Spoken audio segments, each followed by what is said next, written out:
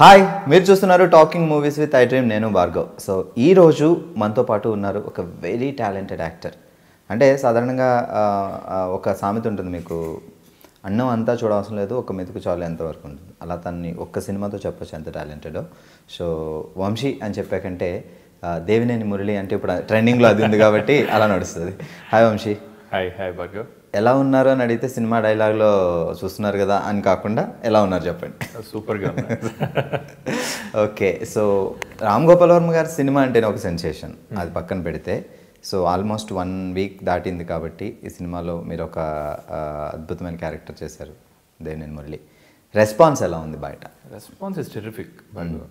అంటే అంటే 2 response enjoy చేస్తున్నా. ఒకటి ఫిల్మ్ బాగుందన్న రెస్పాన్స్, ఒకటి ఇంకొకటి మురళిగా నువ్వు చాలా బాగా చేసావు. నాకు అంటే సింపుల్గా చెప్పాలంటే వంశీ కనబడలేదు, మురళి కనబడ్డాడు అన్న మాట జనాలు మాట్లాడుతుంటే I'm feeling great. Me happy days చూస్తే అది ఒక లవర్ బాయ్, ఇక్కడ చూస్తే ఇది కంప్లీట్ డిఫరెంట్. ఇందులో ఆ షేడ్ కొంచెం కూడా కనిపించదు. ఈ క్యారెక్టర్ అంత రఫ్ అండ్ టఫ్, బాగా పౌరుషం, హాట్ ఉన్నది. సో చాలా వేరియేషన్ ఆ క్యారెక్టర్స్కి. ఏది మీరు బాగా ఎంజాయ్ చేస్తారు బాగా ఎక్కువగా?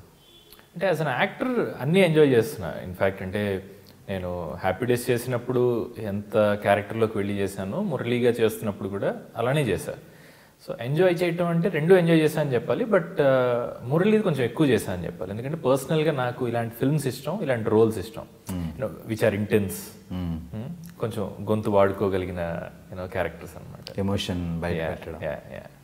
అండ్ ఇన్ఫ్యాక్ట్ హ్యాపీ డేస్ లాంటి, అంటే హ్యాపీ డేస్లో శంకర్ లాంటివి చేయడం కొంచెం కష్టం అవుతుంది యాజ్ అన్ యాక్టర్. ఎందుకంటే హిడెన్ ఎమోషన్స్ ఎక్కువ ఉంటాయి. ఇందులో ఏమనిపిస్తే అది బయటికి వైబ్రెంట్గా ఎక్స్ప్రెస్ చేయడం ఉంటుంది దేవినేని మురళిలో. హ్యాపీ డేస్ శంకర్లో అవన్నీ కూడా లోపల దాచుకుంటూ ఒక కంటి చూపుతోటి ఎక్కడో కన్వే చేయాల్సిన అవసరం ఉంటుంది. సో రిలేటివ్గా అది టఫ్గా ఉంటుంది, బట్ ఇది ఎక్కువ ఎంజాయ్ చేస్తా. ఓకే. సాధారణంగా తెలుగు, టాలీవుడ్ అనే కాదు, టాలీవుడ్లో చెప్పుకున్నా మిగతా డైరెక్టర్స్ మూవీస్ ఒక ఎత్తు అయితే ఆర్జీవి గారి మూవీస్ ఎందుకో అది ముందు నుంచి శివ దగ్గర నుంచి అలానే ఉంది. ఆయనకి ఆయన పెట్టుకున్న ఒకటి అలా క్రియేట్ అయిందో, ఆయన వచ్చిందో మొత్తానికి. ఆయన సినిమా అనేసరికి ఆ ఎక్స్పెక్టేషన్స్ అన్నీ చాలా ఎక్కువగా ఉంటాయి. Very true. సో ఆయనతో వర్కింగ్ అంటే మొదట్లో కొంచెం భయపడ్డా నేను. ఎందుకంటే ఆయనతో డిస్కషన్ స్టార్ట్ అవటమే అంటే ఇలా ఎదురెదురుగా కూర్చుని కాదు, అంటే ఓవర్ ది ఫోన్ అలా స్టార్ట్ అయింది. నేను వీడియోస్ చేసి పంపించడం, సో ఆయన నెంబర్ పంపించి వెంటనే మాట్లాడమని చెప్పారు. ఒక విపరీతమైన ప్రెషర్ ఉండేది నాకు లోపల. ఓకే. అండ్ మూవీ స్టార్ట్ అయ్యేటప్పటికి కూడా అంటే ఎక్కువ ఇంటరాక్షన్ వాట్సాప్లోనే జరిగేది.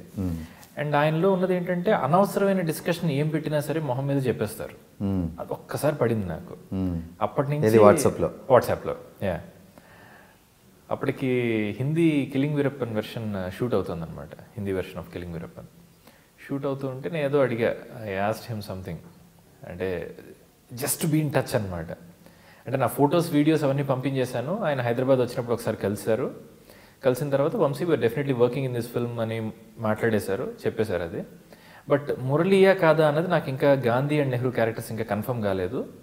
అది అయిన తర్వాత అంటే నాకు అన్నదమ్ములాగా కనబడటం కూడా ఒక ప్రయారిటీ కాబట్టి ఒక్కసారి అది కన్ఫర్మ్ అయ్యాక నాకు ఈజీ అవుతుంది చెప్పడం అన్నారు. So I said okay. ఆయన వెళ్ళిపోయారు మళ్ళీ ముంబై. ఆ తర్వాత ఒక 2 వీక్స్ పైన అయింది. I had no response from him. So just to be in touch with him, అసలు ఏం జరుగుతుందని తెలియాలి.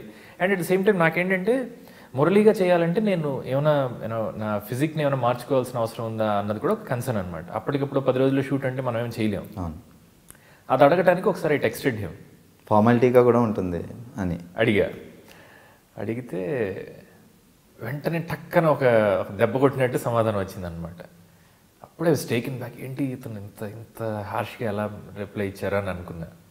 బట్ దెన్ లేటర్ కొంచెం ఆయనతో ఇంటరాక్షన్స్ పెరుగుతున్న కొద్దీ అనిపించింది, అంటే నేను ఇంకా అప్పటికి కన్ఫర్మ్ కాలేదు. ఒక్కసారి దేవినేని మురళి అంటే నా దేవినేని మురళి ఈజ్ వంశీ చాగంటి అని ఆయన కన్ఫర్మ్ చేసిన తర్వాత, ఆయన అనుకున్న తర్వాత ఇంటరాక్షన్స్ వర్ వండర్ఫుల్. ఓకే. కానీ అప్పటిదాకా నాలా అంటే ఆయన చేస్తున్నవే మల్టిపుల్ ప్రాజెక్ట్స్.